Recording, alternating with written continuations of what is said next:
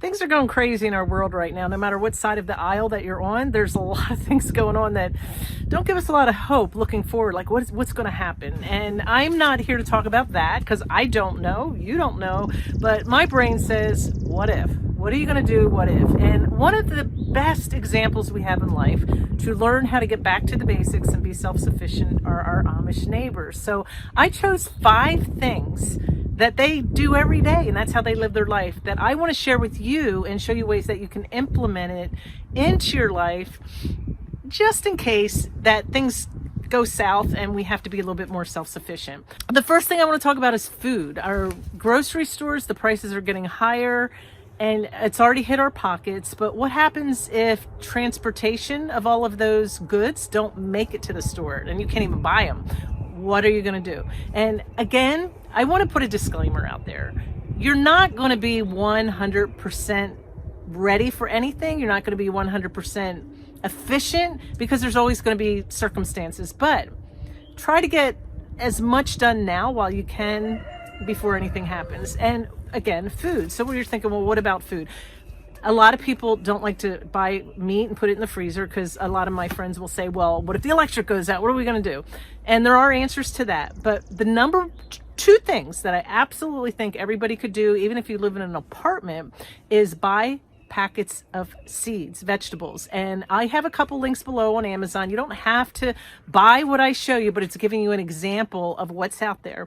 I have 2 or 3 of these bags, and if I have to, I can go outside, I can plant a bigger garden, I can share with my neighbors, I could use it for bartering, and my family, I can feed my family. There's some vegetables on there I don't even like, but I might have to learn to like them. But just have it as a security. Okay, I live in an apartment. What am I supposed to do? Go out and buy some pots, some plant, dirt, soil, and have it ready. Start practicing now. Just grow a tomato plant or a pepper plant or something just to kind of get in the groove and see what that's like in your apartment. You can put potted plants near your window, maybe if you have a little balcony, so anybody can grow something. They even sell, if this is an interest to you, I'll put a link below. They even sell like lamps that you can put in your house, and you can use those to help your seeds grow. So there's definitely always a workaround, but I highly recommend, if you do nothing else, make sure you have some seeds. They're not that expensive. Mother's Day is coming up, Father's Day, whatever it is, ask for it for gifts. If people ask you, what do you want? And you're like, I don't need anything. Well, you need some seeds.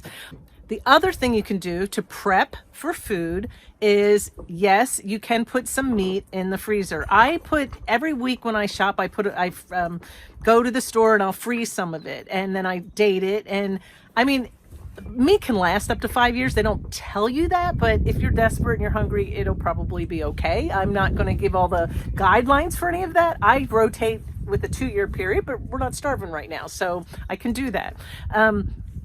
You're going to say, well, what if my freezer goes out? You can go out and buy a couple of solar panels, those of you that own your own home or you're out in the country, and it can be enough just to plug your freezer in, or maybe have a backup generator.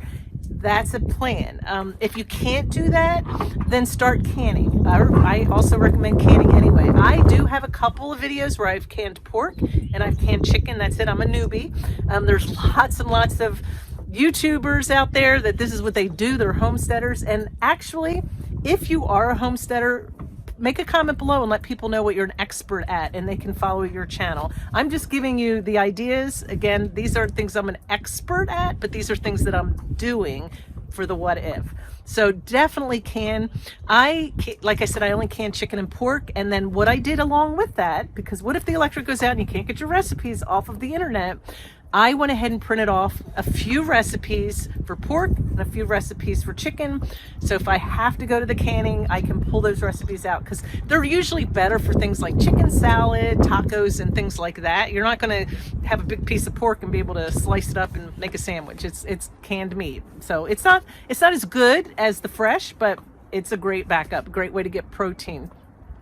While I'm speaking about protein, I just did a video about raising baby chicks. You don't have to do that. I have another video coming out about how to care for layers, but maybe you can get yourself a few chickens and have eggs at your disposal. And if you get 4 to 6, it's probably enough. You don't have to have a big flock.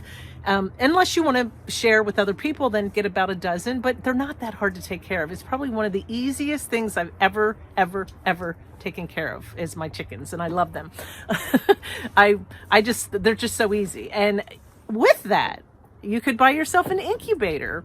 And if you have a rooster, you have to have a rooster to recreate. But if you add a rooster to your flock of 12, and it's okay if he crows in your neighborhood, get yourself an incubator and you can start hatching some out, just so you keep your flock thriving and alive. And if you have to, you can always have, after they're about a year old, you can start eating them if you have to. Just some ideas. You've got to do you and what works for you. And I'll do me, right? You do you, I do me. All right, so that's it with food at this point.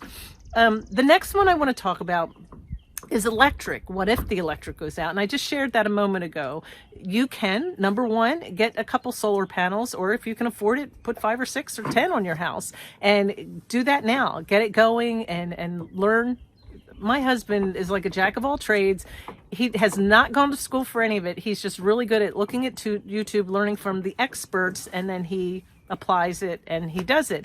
So I'm pretty lucky that I have him, but most of you are capable. You just have to take the time to do it. And it might cost a little bit of money, but the money you pay now, you'll be thankful for it later. And again, you don't have to power up the whole house. Just power up enough so that your food supply is safe, and maybe you can think about these things. Think, what if this happens? What if that happens? What can I do to be prepared?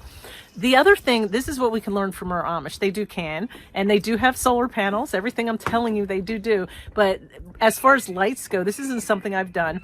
But one of our friends has just one panel, and he charges all his batteries. And so in their house, they have maybe a lamp that is battery operated, maybe at night, so they can get around. Some of them will also buy those headpieces that there's like a flashlight on the front, like the miners use, and they'll use that to get around the house and use rechargeable batteries.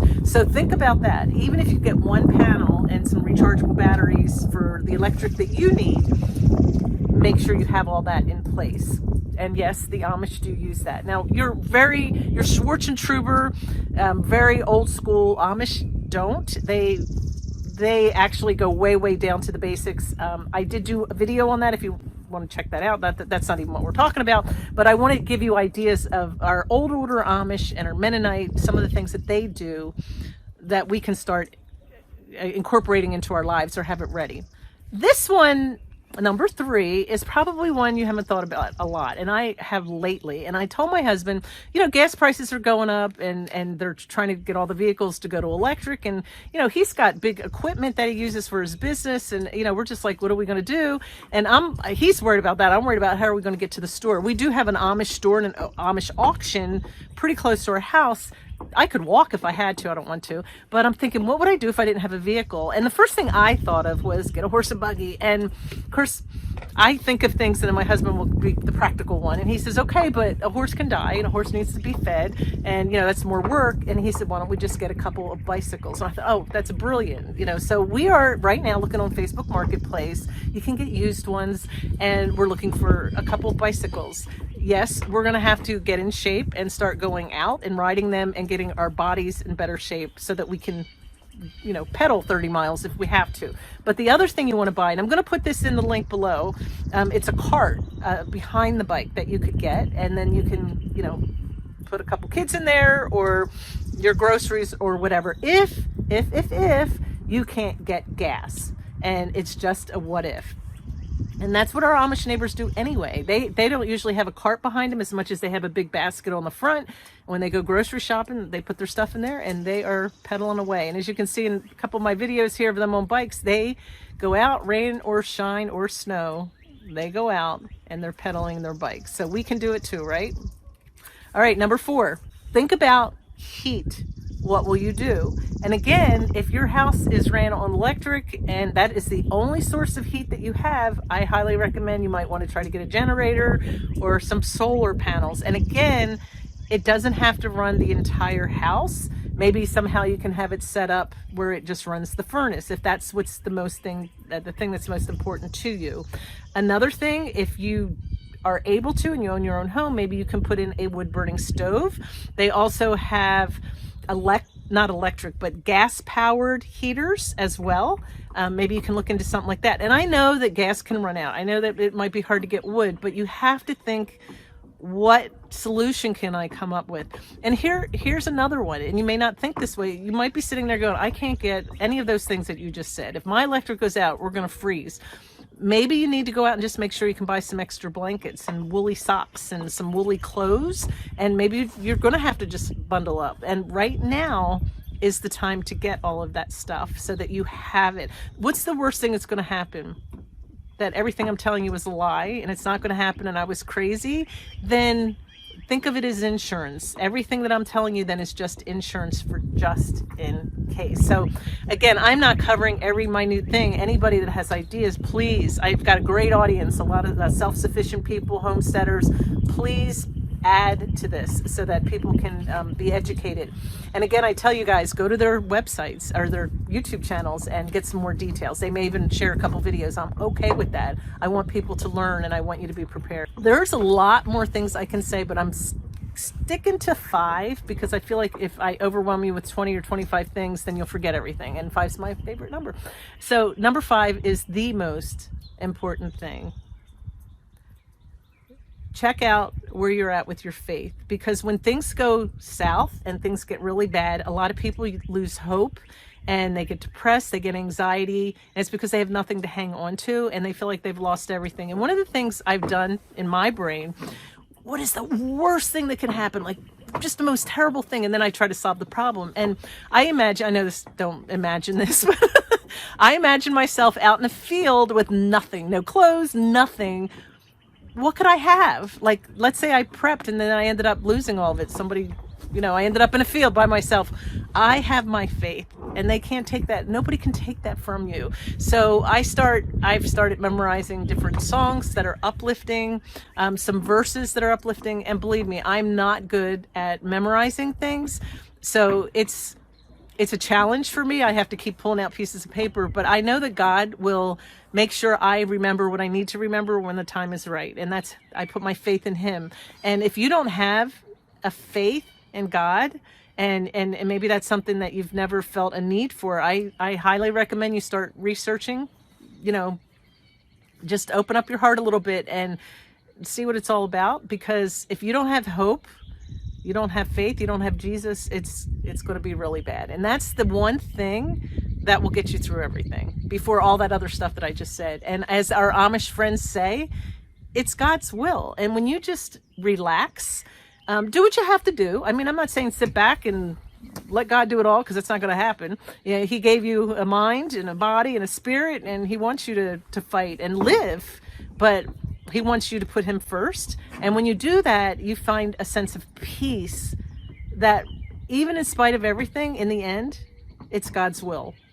And that is the faith that our Amish friends have, that I have learned so much from, that has really helped me grow a lot in my faith as well. So there's 5 things. I will make another video with some more suggestions. These are just some things we've been doing. God bless you, and I'll see you on the next video, my friend.